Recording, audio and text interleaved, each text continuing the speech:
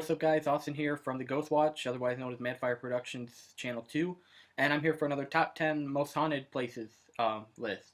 This is the Top 10 Most Haunted Places in North Carolina, which I lived in for a little bit earlier this year in North Carolina. I have family down there, so I know a little bit about the haunts and everything down there. A little less than I do Michigan, but I do know about this same amount.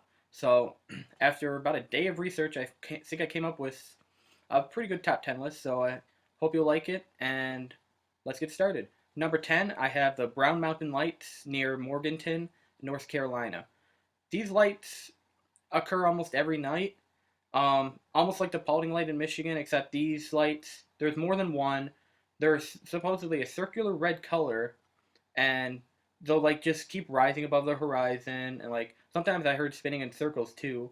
Nobody really knows what's going on. They were first spotted in 1913 by a local fisherman, and they've been being seen ever since. People think maybe Native American spirits, or I mean, skeptics have been saying automobiles, airplanes, trains, but I mean, there's no road where those are, and ATVs can't get through there because of thick brush and no ATV tracks either. So nobody really knows what's going on there, but there's a lot of scenic lookouts for this for these lights. Like 4 or 5 different ones. The best one being Wise Men's View, which is off, I believe, the Blue Mountain Parkway or a little farther away. There's a lot of different places if you want to go check those out. Number 9, I have the Mordecai House in Raleigh. It was built in the 1780s. Lady in Gray has been seen throughout the house. Piano goes off whenever there's nobody in there. Ghosts of soldiers have been seen wandering throughout. And whenever the piano's playing, a gray mist is forming above it. So a lot of people say that's the Gray Lady, but not too sure what's going on there. But it's a very old house, so probably been a lot of deaths in that house. So that's the Mordecai House in Raleigh. Number 8, I have the Great Dismal Swamp, which actually extends into Virginia. So I guess I'm not getting a head start on Virginia. Who knows? But this extends from northeast North Carolina to southeast Virginia, Norfolk, Virginia, and Elizabeth City, North Carolina. It's a very large swamp if you know that area. So, and a lot of legends surrounding it. The most popular legend being, on their wedding day, this one girl set out to canoe in the swamp, never to be seen again. Her fiance went searching for her, thinking that she wasn't dead, like everybody was saying, but still alive. And if I remember right, he wasn't seen again either. And so now people claim to see the ghost of the woman in a white canoe, just canoeing around the swamp. Also, many different lights and noises are heard throughout the swamp with no explanation. And if you've seen pictures of it, it's a very eerie place to be. So, number 7 is the Marine Corps Air Station Cherry Point in Havelock, North Carolina. My brother is down there in the Marine Corps, so I know a little bit about these places. Cherry Point, there's a old lady seen there named Mary. She'll just walk around and chat with all the Marines stationed there, and nobody really knows where she came from. Speculation is that she was a farmer, but nobody truly knows where she came from or the name Mary came from. Another legend at Cherry Point is of Kissy Sykes. Um, I think it originated with a creepypasta, but it soon became like a full-fledged like legend. She apparently was murdered by her husband, who had PTSD, and he murdered his children as well.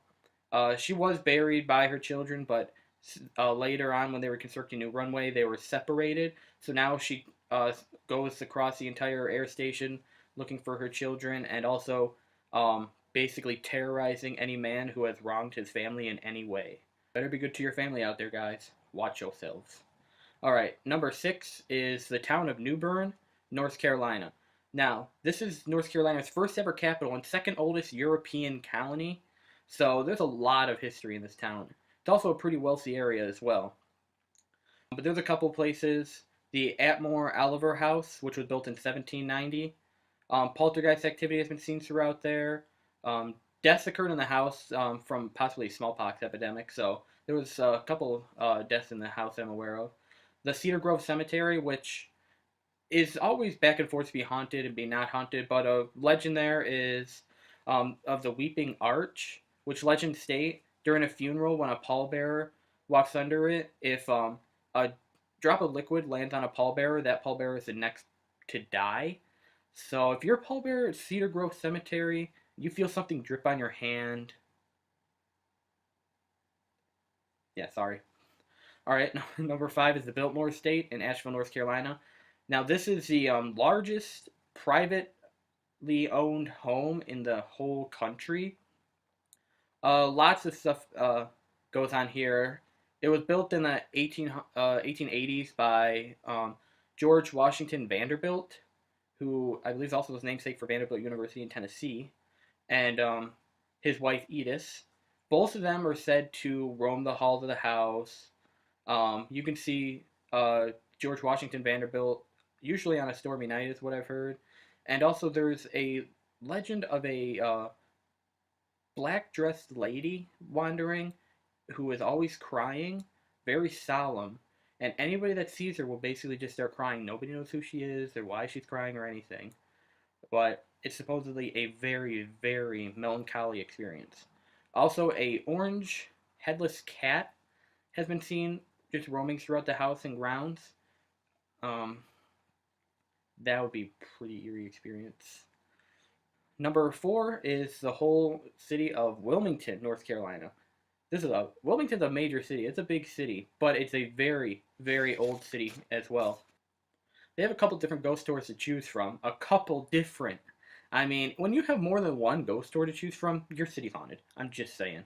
1739 is when Wilmington was built. 1739, 1740, there's speculation. There was the Battle of Wilmington that took place there during the Civil War.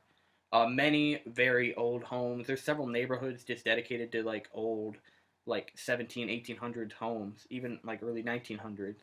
Um, Many of them mansions too. It's a pretty wealthy area too. One of the big ones is Bellamy Mansion, where I've heard you get many EVPs, electronic voice phenomenon. Like EVPs would be like a recorder, and you just hear voices in the recorder, stuff like that.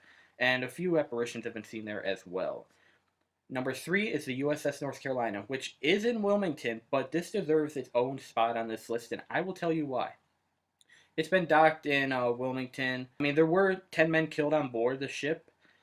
Supposedly, a couple of them stayed back to help with the ship. They've been seen through the portholes on the ship, closing hatches and doors. Electronics seem to just go haywire whenever. Many, many cold spots, EVPs, got upon the ship. And there's been like a few sightings of full-bodied apparitions. Not too many, but I mean, when most you know is the ship and you had a traumatic experience, there's going to be some energy left behind. So a couple of these soldiers are still there working their day-to-day duties that they did back in, I believe, World War II. Number 2 is the Bentonville battlefield. This was a battle during the Civil War. It's like east central North Carolina. Um, Over 4,100 soldiers, Confederate and Union, were either killed, wounded, or captured, MIA, in this battle. It was the bloodiest and most costliest battle in North Carolina history. Noises from the past are supposedly emanating through the battlefield, like cannon fire, musket fire, soldiers yelling, apparitions of soldiers are seen throughout, phantom smells of smoke, even rotting flesh has been smelled. There's also a house on the battlefield, which was used as a hospital to treat the wounded soldiers, who many died in the house. So there's been a lot of apparitions seen around the house, a lot of cold spots and odd light circling the house. So, but supposedly a pretty cool place to just check out. It's a historic landmark. I think it might be a state park now. So if you can go check that place out, it seems pretty cool. Number 1. Here we go. Number 1, I actually have Camp Lejeune, the Marine Corps base down there. I've personally been on the base because my brother's down there, so he's taken me on several tours of the base, and it's really cool to actually be on a Marine base. But I'm not here to tell you about the base. I'm here to tell you about the ghost that it may be on the base. And also the satellite facilities around the base, because Camp Lejeune is a huge conglomerate of several different Marine bases. So, but here are several of the many, many stories that go on here. The H1, which is an old hospital, now used as like an officer's station or something like that. It's many odd tales from here, like demons have been said to be roaming the halls. Many poltergeist experiences. They say the third floor was the insane asylum. Not too many people are sure, but there's been many odd experiences. Many voice phenomenon, electronic voice phenomenon, seeing apparitions, cold spots, you name it. Anything in this old building. In the 1970s, a recon team was doing some practice drills, and they were out on base one night and saw some smoke, and they were like, "Why is somebody out here with like a campfire?" They walked over there and apparently came upon a Union soldier encampment. There were several different Union soldiers just walking around, sitting, talking, making food, and even a couple of them walked right by the Marines, and then after about an hour, they just left, vanished, and the recon team, Marine recon team, was so confused and spooked they didn't even want to tell anybody because they know what they saw. So, and believe me, Marines, they are tough. They're not going to get scared very easily. A lady in white is seen at the machine gun range off a base, just floating around. A few troops have like called in saying, "We got a lady in here. We need to do something." And their commanding officer would just be like, "Oh yeah, that's the ghost. Don't worry about her." Just like, what? I mean, that's like, I don't know. I mean, I can't imagine that. Be like, "We got a lady in here. We got to do something." Oh, that's just a ghost. Don't worry about her. Like, okay, like the strangest thing anybody's gonna tell you. Courthouse Bay in the back of Camp Lejeune. There's some commanding officer houses in back there, some barracks, marina. There was back in the late '90s. There was a helicopter crash there. Two helicopters collided and killed several soldiers. Also, a Marine was supposedly drowned while fishing there. He's been seen on the beach, on the docks. Some of the houses there are supposedly haunted with doors closing and lights flickering on and off. And over at Camp Devil Dog, which is one of the outlying facilities, there's supposedly a child being controlled by almost a demonic force, and they will harm you if you get into the area where they're supposedly at night. So if you're at Camp Devil Dog at night, just stay away from the dark areas. Just gonna let you know. And that about wraps this up. But I want to say I do have two honorable mentions. Yes, honorable mentions. Now, these are both just legends. One of them has died down significantly the last couple decades, and one is still a pretty well-known legend, but this one has been debated very hotly. So, well, I'll just tell you what they are. First honorable mention: Devil's Tramping Ground. This is a camping area, so, but in like the middle, there's like a huge ring where nothing will grow, and people say they have seen like the devil like just walking about there. Couple of people said they talked to the devil, but his face was like really deformed. Um, but nobody really knows what's going on there. Literally nothing will grow in that huge circle, but it's never been scientifically explained. And the other one is the East Bend Headless Horse in East Bend, North Carolina. These legends have been going on for quite a while, but the one that probably most people know about is back in the 20s.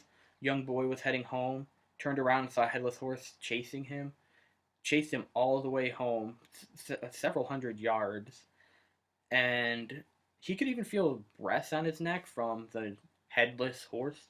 So, but there were some legends before that story, but I think that's the one that most people know. I haven't heard any like new ones from it, but in East Bend, North Carolina, if you're walking through the woods at night and you hear clop, clop, clop, clop, just don't turn around.